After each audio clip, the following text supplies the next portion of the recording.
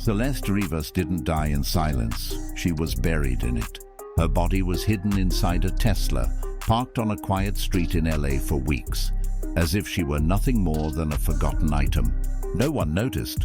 No one checked. But the second police opened that trunk, they unlocked something much darker than just a missing persons case. This isn't just a tragedy. It's a cover-up. And the medical examiner's findings? They might finally force the truth into the light, even if someone powerful wants it buried. When news first broke that a girl's body was found in a Tesla linked to a rising musician, people assumed it was another sad Hollywood accident. But that's not what this is. This isn't a drug overdose. It's not a suicide. It's not some tabloid story you scroll past. This is one of the most chilling, confusing, and deliberately hidden cases LA has seen in years. From unanswered texts to damaged car parts, every new detail reveals another crack in a story that was never meant to be told. And what those autopsy reports didn't say might be louder than anything they did. The Tesla wasn't found by detectives. It wasn't reported by neighbors. It wasn't even searched because someone was concerned. It was going to be towed for parking violations. That's when police found Celeste's body. In the trunk. Days, weeks, no one's sure. But LAPD Commander Scott Williams said the car had been sitting in that exact spot for weeks, collecting dust like nothing had happened. Imagine that for a second. A young girl, missing from her family, lies dead in the trunk of a car. That car sits undisturbed in plain sight, while everyone hopes she's still alive. And the only reason anyone found her? A parking ticket. It gets worse. When they opened the car, the condition wasn't just strange, it was disturbing. Private investigator Steve Pfizer said it looked like the vehicle had been off-roading.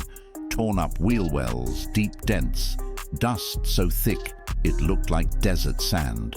Where had this car gone? And more importantly, what happened before it got back?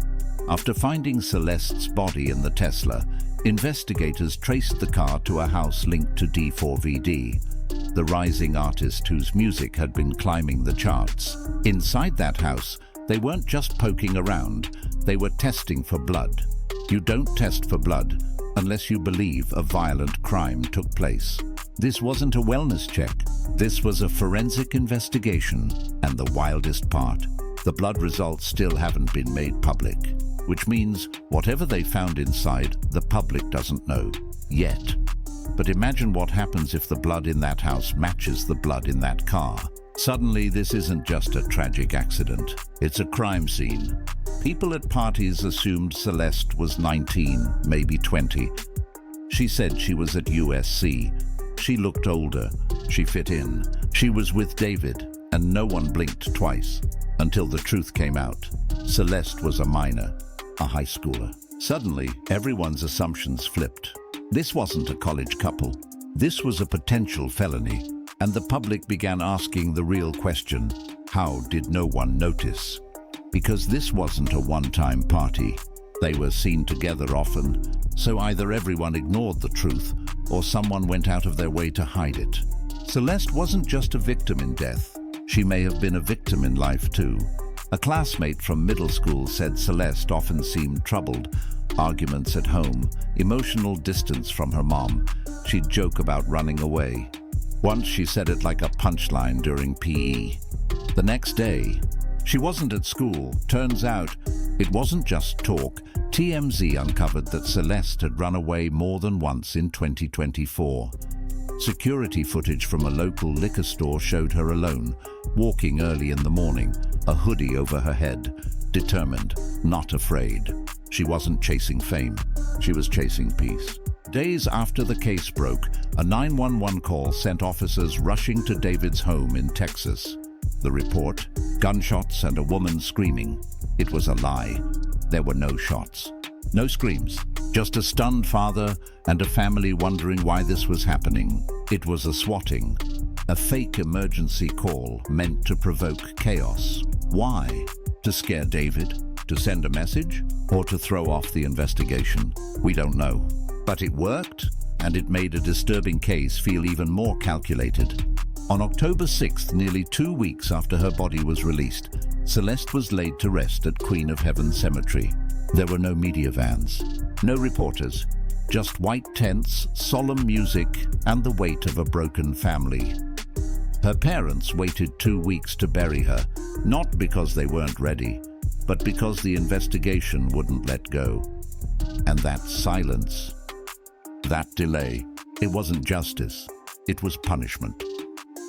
While the world argued online, her family grieved in real life, behind closed doors, away from the chaos. The LAPD still hasn't called it a homicide, but they did release one statement that stuck with everyone. The manner and cause of death have not been determined, beyond the concealment of her body. Let that sink in. Concealment. Someone hid her. Someone knew she was gone and chose to say nothing.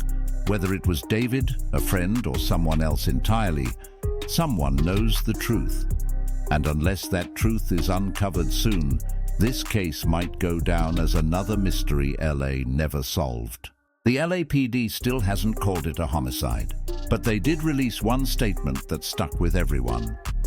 The manner and cause of death have not been determined, beyond the concealment of her body. Let that sink in. Concealment. Someone hid her. Someone knew she was gone and chose to say nothing. Whether it was David, a friend, or someone else entirely, someone knows the truth. And unless that truth is uncovered soon, this case might go down as another mystery LA never solved. The autopsy didn't give us answers, but it gave us something worse. Uncertainty. And in that uncertainty, someone is hiding. David hasn't been officially charged, but his name is all over the story. The car, the house, the parties, the silence. The next time we hear from the medical examiner, it might be the moment everything changes. Because if even one test result proves the suspicion's true, this won't be a mystery. It'll be a crime.